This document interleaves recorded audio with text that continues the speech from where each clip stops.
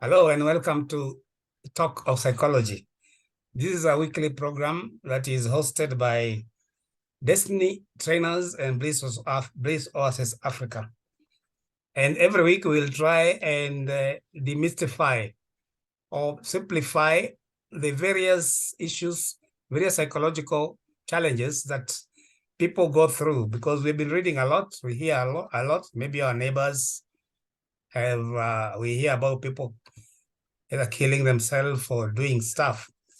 And Bliss Oasis Africa has gotten together with Destiny Trainers to try and explain in simple man's terms every week on what could be going on. And this will be sharing with our viewers, who will also be giving in their feedbacks. So today and onwards, I'm your host, Patrick Ngugi from Bliss Oasis Africa, and I'll be all along accompanied by Ndung'u from Destiny Trainers. We are both psychologists and counselors. We give life coaching and other services. And as we go on, we'll come to know each other more, or rather with our audience more, as we continue with this program. And right now, I'd like to welcome Anne to say one or two words before we go into what we have to prepare or give for you today. Welcome, Anne. Thank you, Patrick, for having me. Hi, everyone. My name is Ndung'u. I'm very happy to be here. I'm a counselor, I'm a life coach, I'm a mentor. So I do all that, and I'm very pleased to be here. And I'm looking forward for your feedback. I'm looking forward for your comments, and I believe you'll learn something as we just chat and have a good conversation. Thank you, Patrick, for your invite. Sorry about that. Yes, welcome. We are going to learn a lot. We will learn from you when you give your comments, so that we can either improve the program and also try to answer any of those challenges that you may be facing, either within your own family, your own community, or generally, as we read in the press, in the media, we come across various challenges. It could be financial, it could be emotional, it could be psychological, it could be anything. But all in all, it's affecting us, and it's affecting everybody, because one problem, or if one person is facing a serious challenge, then the whole society is in problem. So in brief, what is psychology? What is the study of psychology? Well, what is it? So that people talk about psychology, and it's like those who may not understand, because even before I went into the study of psychology, I used to think it's something to do with philosophy, those big sounding words. In general man terms, what is psychology? And okay, psychology is basically the processes of the mind, and it has a lot to do with the behavior, because we interpret behavior because we believe behavior is informed by the thoughts and the feelings. Because the process goes the first step is a thought process. Thought process, and then from the thoughts you get an emotion or a feeling, let me put it like that, and then there's a behavior. So it's about thought processes and behavior. So we interpret the behavior out of the thought processes, which gives from the thought process there's a feeling that is attached to the thought. yes, so it's either positive or negative. So basically it's about the thought process and the behavior. Yes, and we are affected by thought processes differently, depending on our personalities, our character, the way you are brought up, the circumstances, the environment, and so on. Yes. Because they say that whatever happened to us as we grew up, maybe in the first 6 years of our lives, will one way or the other affect us later in life. But again, you can see two people brought under the same circumstances, went through the same experiences in their first 6 or 7 years of life, but they behave very, very differently. How could this be? Okay, the environment also has a lot. People collect a lot from the environment and the interactions. So as we grow up, the formative years, as Patrick has put it, has a lot to do with later. So if you had a difficult childhood, it might not show now, but in the adult life, it might show. So by behavior, some people smoke a lot, some people talk a lot, those fixations, some people gossip. So it goes back to the childhood traumas or childhood experiences. So they later show up in life, in the adult life. So it might not show at the childhood, at the formative years. It shows later in life. So there are consequences that comes with that. And also, I have this example where, as I said, two people grew up in the same environment, but one behaves differently. And I think that could be because of their makeup, their personality makeup. We have, I think we have 4 types of personalities, because one could be outgoing, one could be introverted, but they underwent the same experiences. Yes, personality, we have different temperaments. People react differently. So there are people who are introverted, and those ones, they suppress a lot. People who are extroverted, they talk and they express through talking. So the way they internalize or the way they express themselves sometimes is different. They could be in the same environment, but the expression is different because of the temperaments. Introverts and the way they also the temperaments matters and the personality. There's some people who talk and that is how they express. There's some people who don't talk, they suppress. So it also depends on the personality, either introvert or extrovert. Extroverted. Yeah, and that is why you can find twins. For example, born on the same day, bred by the same parents, live through the same experiences, but they behave totally different. Different, yes. Yes. So, and therefore, when we talk about people who are introverted, people who don't speak a lot, and sometimes they are the one who really surprise people, because they may be quiet, they may be silent, but you don't know what's happening in their minds. Then they do some atrocious things, maybe murder, commit suicide, or do something that leave people wondering what is wrong with this person. You see, when you suppress negative feelings, you see when you internalize, it's like a balloon. When you blow it has a limit. Yes. So even the human being has a limit. You can suppress over the years. So what we see is not a one-day event. These have been feelings, the negative feelings that have been suppressed, and then the triggers come. So sometimes that's why they blow up, and sometimes there's murder, all these things we are seeing in the news. So people who don't express, expression of feelings is very important. So when you suppress, that's why you see all these things. The triggers come, and then sometimes you see murders. You see all these outrageous things that we are seeing in the social media and in the environment, in the society right now. So how do they express? There's no expression. So they suppress and then they limit, they exit their limit, and then now they project those negative feelings in terms of violence and all these negative things we are seeing in the environment. This means there's a long understanding of our thought, and actually, I think it happens quite a lot. Women tend to live longer than men. Is it because they talk a lot? Is it because they express? Absolutely. Because men, it says that men think their problem, but women talk their problem. Yes. Therefore, they express themselves. Women express and they talk a lot, and then women are emotional. So that expression is nice. When you cry, it's good because you've expressed your. So when it's men, they don't express, they internalize and they suppress.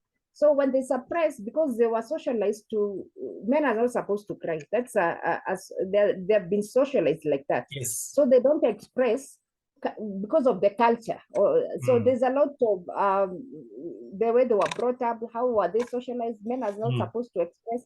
So when they don't express, they resort into what they do, violence, and because they were taught not to be, men are not supposed to be expressive. Yes. And they have emotions too. So Yes. that is the wrong orientation. Yes. And I think this is why technically most men are more violent than the female gender, because of the suppressed, emotion, energy, which and the ends energy up in a rage. Yes. Because all those tears, all those pain that they were supposed to have expressed by letting them out, they are locked up inside, they are bottled up. Yes. Yes. And therefore, absolutely. if it's anger, then it's much more powerful than it would have been if they had previously been expressing themselves. Yes. Yeah. So how they express themselves by violence. Sometimes they beat their wives, sometimes they kill all these things that we are seeing, because that is anger that has been suppressed for so long. Yes. Yeah. So when they react, now it becomes very ugly. So they go drinking. Drinking is also a way of trying to drinking, or sometimes any way that they're overwhelmed. So they either take a lot of alcohol, or they become violent. That energy has to be displaced somewhere, and most of the time the displacement is negative. Yeah, the displacement is usually negative, either in violence, the aggression. So where do they take that energy? Into violence, or to alcohol, all those addictions. Okay. Or maybe if it's a wife that's been harassing them, maybe they decide to take another wife, because they think maybe she would be as and it's like jumping from the frying pan to the fire itself. That one might not have. Obviously, yeah, obviously that's what happens. Yeah. Yeah. So could this be the reason why of late that's not the only reason why of late we've been hearing a lot of violence, murders, and because maybe that's the reason, or the same thing were happening, but we were not hearing or seeing them before, because maybe they weren't enough social media. Now I can take a video of somebody beating their wife and put it in the social media, but the nation, the standard, the citizen will not be able to have seen it. And so more and more is being kind of brought up into the open. Or is it an increase of the same? I think because of there are so many challenges. People cannot handle life. The rising cost of living. So there's a lot of mental issues that are around with people around us. People, our colleagues, our family, our siblings, our neighbors. So it has a lot to do with mental issues. And another thing, there's stigma. There's a lot of stigma around mental illness. So people are depressed, people have bipolar, all these mental issues. But because of the stigma, they don't want to seek treatment, they don't want to seek help. So what do we see? What we see is the behavior. As I've said, we interpret behavior. So when we interpret all that, it goes back to mental health and illness. Yeah. Apart from the stigma, it's because of ignorance, because I may be stressed, I may be having mental issues, but I may not be aware. My immediate family member may not be aware. They just think huyu ni kujifanya, pretending. Or squeezy, these days she doesn't want to talk to others. Let's leave them alone. But they may not know if there is an underlying issue. Maybe, the stress, depression, that could be actually eating this person inside. Yeah, there's a lot of ignorance also. Some people are depressed and they don't know. Yeah. Some people have bipolar, they don't know. So, and the people who are living with, they see there's some abnormality, but they can't put a name to it. So, in our field, we interpret behavior. So, if you see something out of the normal, definitely there's a problem. Maybe there's a mental issue, there's a personality disorder, something that should be treated, either by medication or just therapy. So there's a lot of ignorance. So we need to sensitize the people or the society and to just bring that awareness.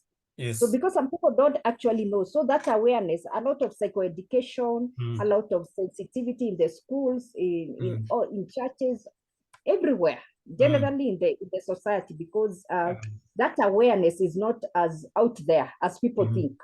So what we see is the projections. So we need to sensitize people. We need to do a lot of psychoeducation, a lot of awareness, so that people are aware of these mental illnesses that are within us, in our families, in our churches. Yeah, people are depressed everywhere. Yes, and therefore, if they're depressed and stressed, then with the knowledge, they may know what to do about it. Either take the person to the hospital or take it to a counselor, and what type of counselor, because many a time unasikia this guy ana shida, wacha tumpeleke kwa pastor, let them to take it to a pastor or a friend or an uncle who will talk to them. But then most of these people may not be trained as psychological counselors who can actually give guidance to such a person, because okay, pastors do their work. They give what we call spiritual counseling and pray for you, but maybe that's where they stop. They may not be able to guide the person back to their true self. And we appreciate pastors. They're doing a good job out in the society, and it's good to seek spiritual help. It's good to seek that spiritual guidance is also very important. It's part of the human being. But sometimes the psychological side is left. So they might get the spiritual bit, and then there's a gap. So pastor might do the spiritual counseling, which is okay, but they also need maybe something further. They might even need a doctor, and they also need a psychologist. So when those are combined, then the person gets help. So if they just seek one like a spiritual help, then that person also is not fully helped. So we still see that person having issues, even with the prayers. So I think it's also good to combine the prayer, it's prayer, and also the psychological health of the human being. Yes. And I also tend to believe that many people who may be aware about what counseling can do, or maybe, informed about all these, the challenge has been guiding and counseling has been given a bad name since school times, because in school, either primary or secondary, or even in colleges, it is only the rioters, only the bad behaved person who is told to go and see a counselor, go and see, go for guidance and counseling.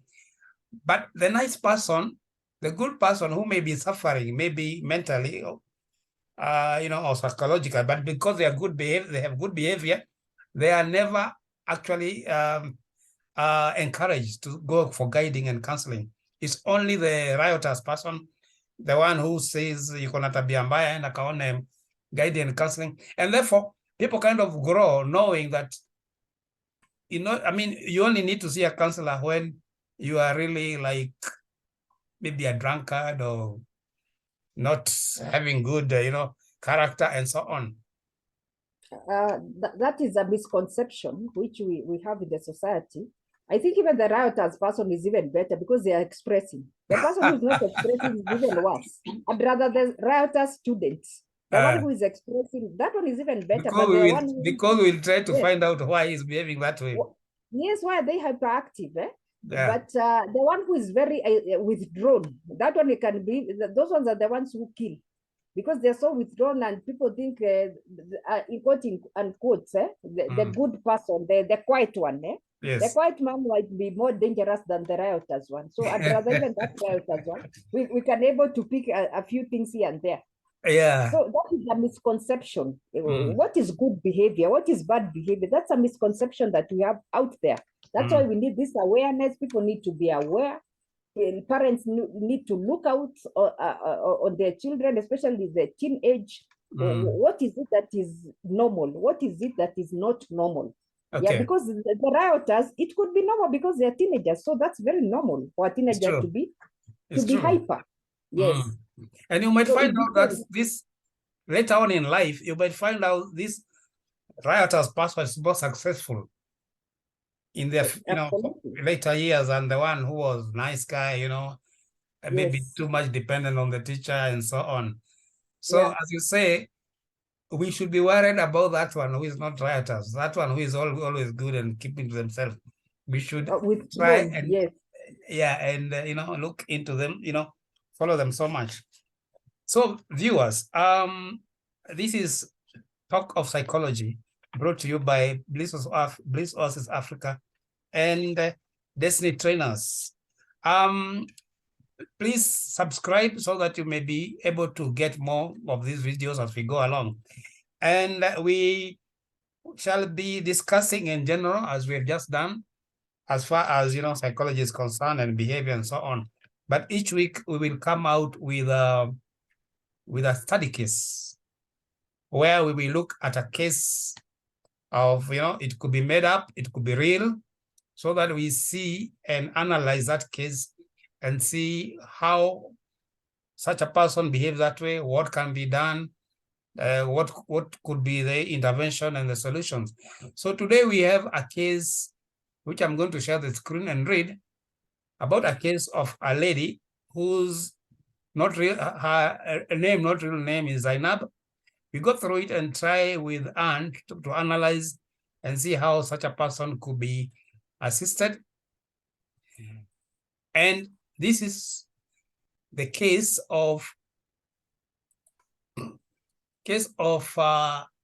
study of Zainab, and it's a bit long, but you'll read along with me, and then we will start discussing the same. Zainab, a BA graduate, Moi University. This is not a real name. If there's such a person with such a name at Moi University, this is just a coincidence.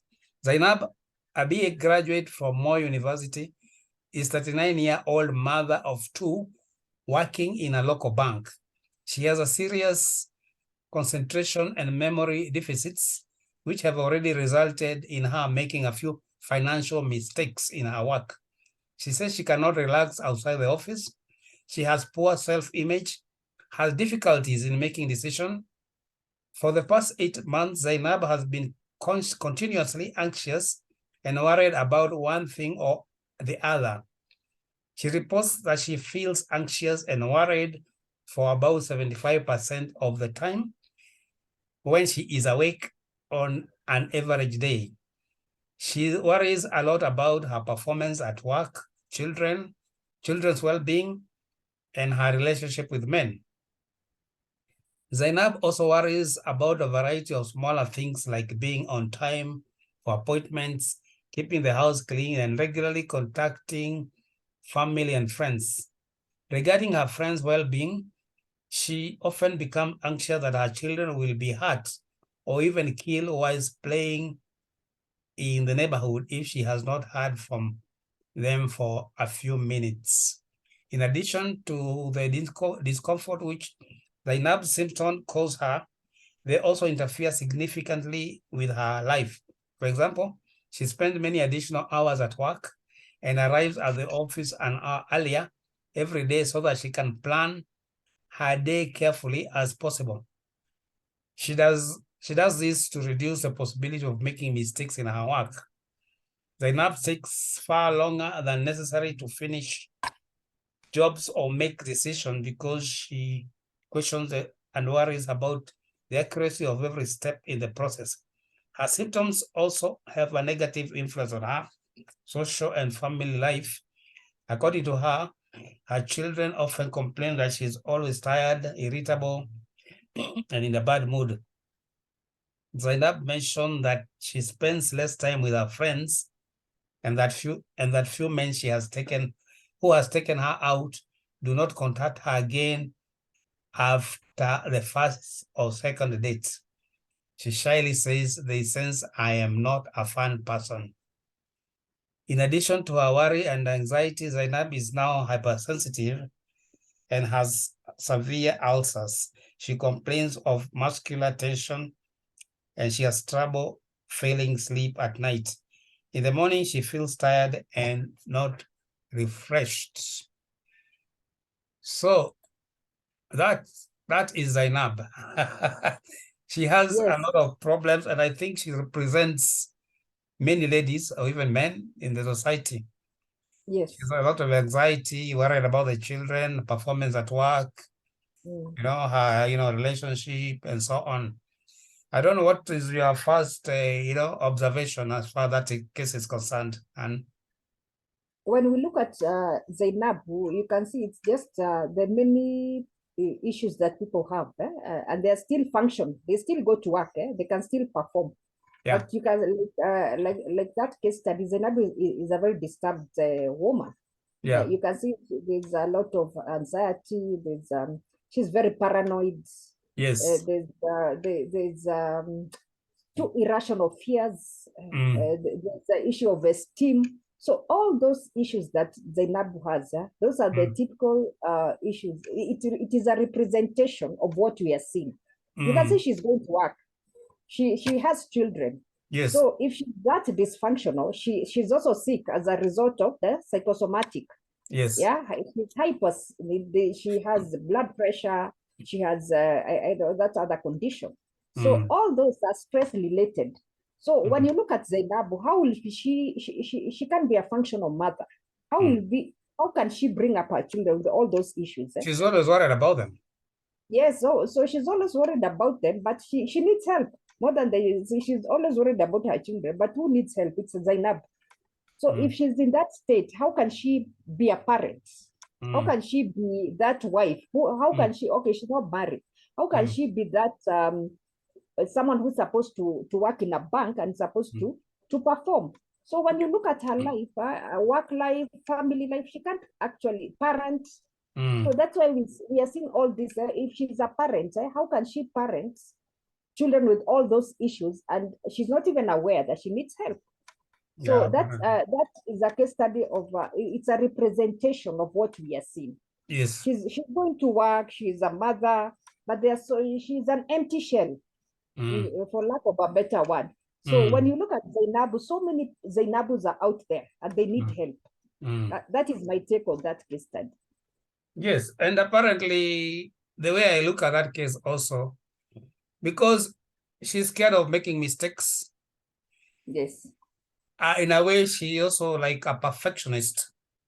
yes, she is. She doesn't want to make mistake. Nobody likes making mistake, but when you are trying to be too careful by Yeah, going an hour early in the morning and leaving late, obviously, and because of all those tension and worry, you are born to make mistake. After all, as the story says, she has already made some major blunders at her work. yeah, low concentration because of the stress. It is not an issue of going early. She's not Mm. sober. She's disturbed. You see, Yeah. mental issues.